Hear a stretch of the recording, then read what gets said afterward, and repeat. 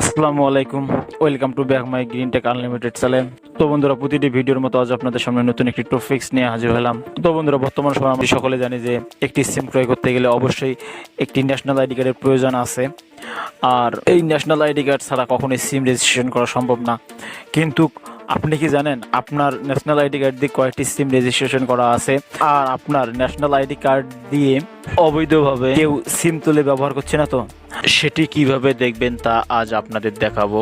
এছাড়াও দেখাবো আপনাদের পুরনো সিমটি রেজিস্ট্রেশন কার নামে করা আছে, সেটি অনেকে জানে না, কারণ সেটি অনেকেই ভুলে গিয়ে থাকে। এই কারণে অনেকেই তার পুরনো সিমটি হারিয়ে গেলে বা যে কোনো কারণে সিমটি রিপ্লেসমেন্ট করতে পারে না। তো বন্ধুরা, আশা করছি ভিডিওটি আপনাদের অনেক হেল্পফুল হবে। তো বন্ধুরা, চলুন দেরি না করে ভিডিওটি শুরু করা যাক।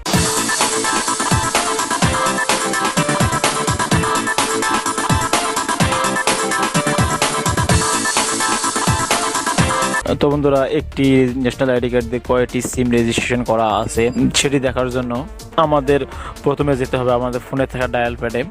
তো আপনারা ডায়াল প্যাডে আসবেন, আর এটি আপনারা যে কোনো ফোনের ডায়াল প্যাডে গিয়ে যে কোনো নাম্বার দিয়ে করতে পারবেন।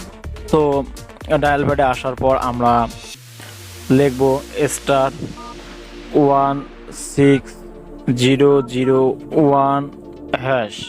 তো এটা লেখার পর আমরা যেহেতু যে কোনো সিম দিয়ে এটি ডায়াল করে দেখতে পারি, তো আমি এ কারণে সিম 1 দিয়ে ডায়াল করলাম।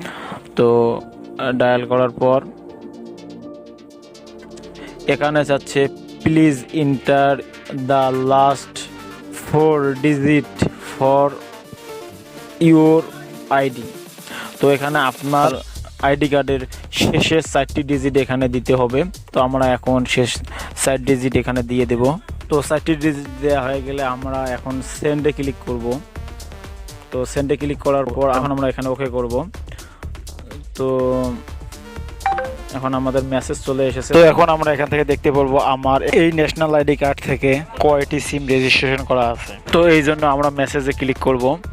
তো মেসেজে ক্লিক করার পর দেখেন আমার এখানে এই আইডি কার্ডটি দিয়ে মোট 60টি সিম রেজিস্ট্রেশন করা আছে। তো এর মধ্যে জিপি সিম 3টি, এয়ারটেল 2টি, রবি 1টি, টেলিটক 1টি। তো মোট এই 60টি সিম আমার এই আইডি কার্ড দিয়ে রেজিস্ট্রেশন করা আছে। এবং দেখেন এখানে প্রতিটি নাম্বারের প্রথম 3টি এবং শেষের 3টি ডিজিট দেয়া আছে, প্লাস মাঝের ডিজিটগুলো এখানে ডট ডট দেওয়া আছে। তো এখন আমাকে এখান থেকে বুঝে নিতে হবে যে এই এনআইডি কার্ড দিয়ে আমার কয়টি সিম রেজিস্ট্রেশন করা আছে।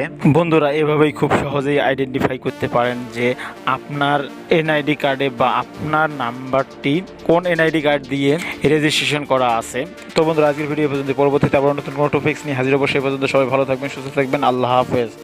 ভিডিওটি যদি ভালো লাগে তাহলে অবশ্যই আমার চ্যানেলটি সাবস্ক্রাইব করবেন এবং নতুন নতুন ভিডিও পেতে অবশ্যই লাইক, কমেন্টস ও শেয়ার করবেন।